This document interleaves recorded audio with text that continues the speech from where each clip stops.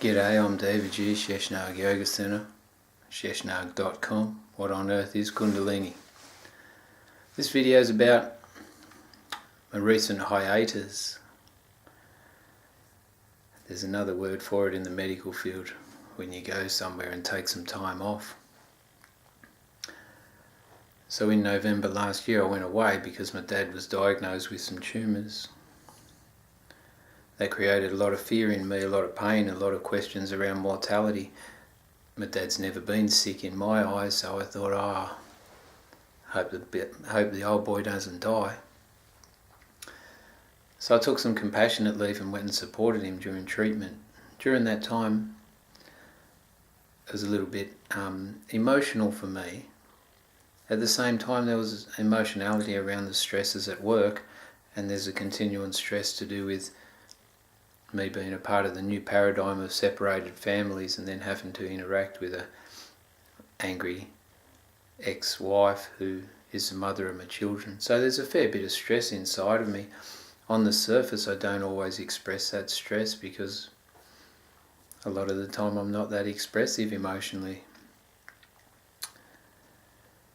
So while I was with my dad, on the first day I was sitting there thinking to myself, should I ask him if he would let me sing a mantra to him, the Omji mantra, the universal healing mantra. And I thought, I was a bit embarrassed because that's me. I'm Sanskrit, embarrassment isn't me, but deep down mantra is at my core. And the physiological effect of that is very significant in my life.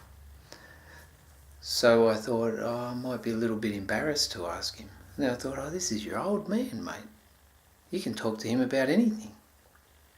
So I asked him, could we please chant a mantra on a daily basis, just to see if it could assist the healing process?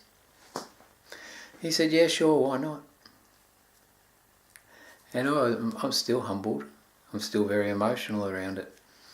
So every day while I was in his company, I'd sit on the lounge and he'd sit between my legs. There's another video, the latest video before this one that I uploaded, the exact process that we went through and how he sat between my legs, and he wore a Indian shawl that has Om Namah Shivaya written on it. And after the first day I asked him to participate with the mala, and as he counted from the first day with the mala, but on the second day I said, every round that we get to, can you chant the mantra Om just at the start of the mantra? He said, yeah, okay. So there we were on the chair, on the lounge, chanting the Omji mantra on a daily basis. It was really fulfilling for me, and it gave me some really close time with my dad. The treatment that he went on to was immunotherapy, and it's been really successful. So his health is okay, and his symptoms have subsided. I don't know whether it was the immunotherapy or the mantra that had an effect, or maybe it was a combined effect, but it seems like the tumours have decreased in size, so his health is maintained, and his state of health is as it was before his cough developed in late July or ongoingly through August. So that's one part. The other part was I listened to that talk by, I think his name's Alain de Botton or something like that. He said the one about forget about love. The reality is that you'll attract an experience of what you perceived as love, your parents, and the dynamic of their energy before the age of 7.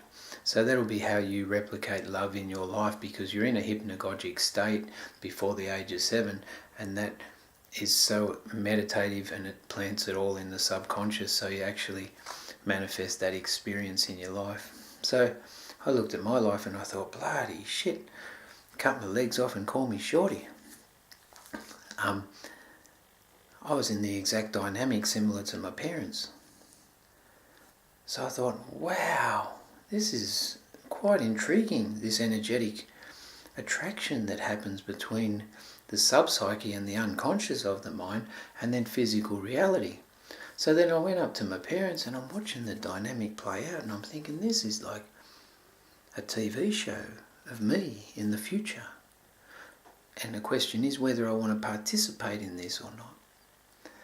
So I'm watching this dynamics thinking, this is beautiful, especially the year's 2019 and we're in this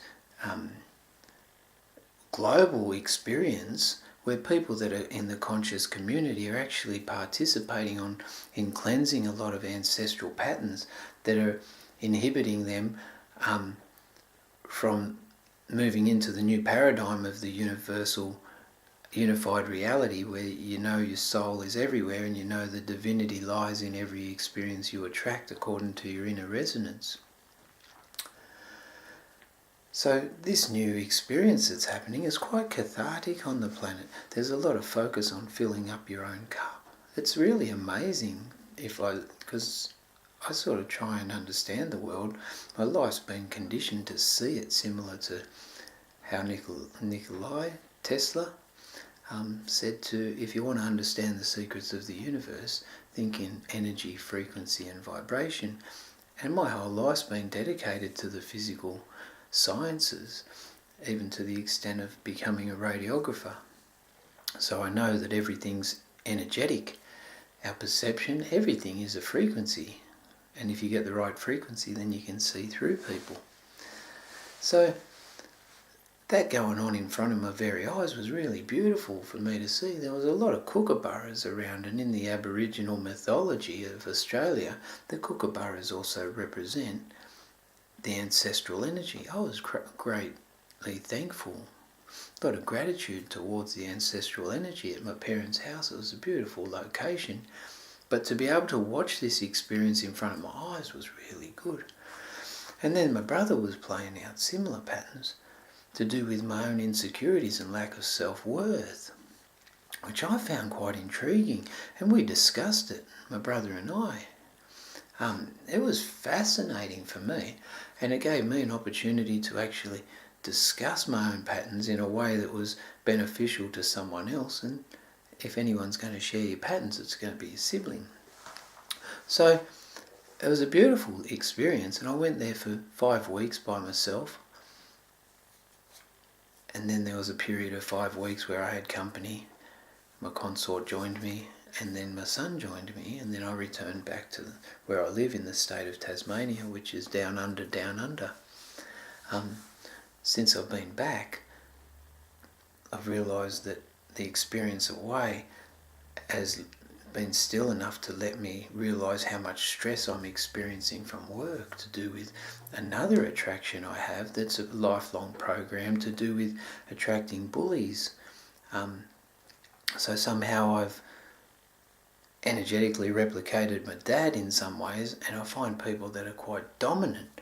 I'm not as skilled as my dad in the maturity sense, or I'm as perceptive as him, but I don't gravitate towards management. He's a lot wiser in his application of fairness and acceptance of other people and managing them according to how they portray themselves. I'm not that wise, I'm not that mature.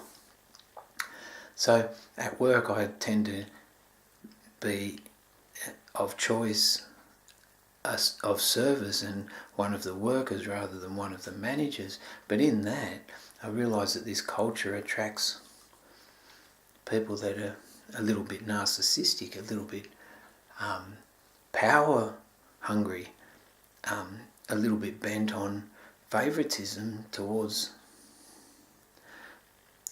certain people that validate them, and not favouritism, victimisation, whatever you want to call, ostracism towards those who don't validate them, because they don't have the self-awareness, they don't know about the self-reflection. So that's created the opportunity for me to respect my own sensitivity, but also bring this grieving process to the surface around my own anxiety and sadness to do with work, which really, really hurts on deep down at my core. Now I'm back on board. I'm not really 100% back on board. I'm striving to achieve stability and still be emotionally mature in it, and work within the system to be able to create a life that's fruitful and uplifting to myself in a way that I can maintain my role in the economic paradigm, but also be emotionally and mature and of servitude to the community. So there you go, a little bit on the hiatus. I really enjoyed the time off and the time away doing nothing. Now I'm back and I'm motivating myself slowly into doing what I'm passionate about, sharing the knowledge of the self, understanding myself on a deeper level, going through a whole shitload of pain to be able to clear some of these patterns and then be able to work on more patterns. There's a lot there. Anyway, it's not that intense, it's just life, and life sometimes is painful. I'm really thankful that I've got company during this painful experience on the planet, where I have to face all the patterns that are inharmonious and unhealthy for my own existence. So thanks for being here, thanks for participating in Sheshnag.com and What on Earth is Kundalini. Hopefully we'll get there where we realise that Kundalini is the energy responsible that is activated at the time of unification. Peace. Share the world. Om Namah Shivaya. Har Har Mahadev.